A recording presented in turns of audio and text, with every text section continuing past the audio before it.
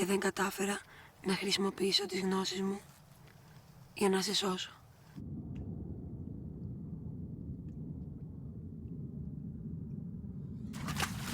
Αδερφέ μου, σε καμία περίπτωση δεν περίμενα ότι τα πράγματα θα έπαιρναν τόσο άσχημη τροπή. Ήλπιζα ότι θα κατάφερνες να επιβιώσεις με τις προμήθειες που σου εξασφάλιζα. Αλλά οι κίνδυνοι είναι πολλοί. Είμαι πολύ λυπημένη.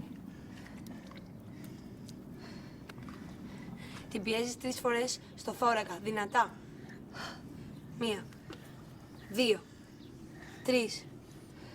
Μετά κρατάς τη μύτη, ανοίγεις το στόμα και φυσάς.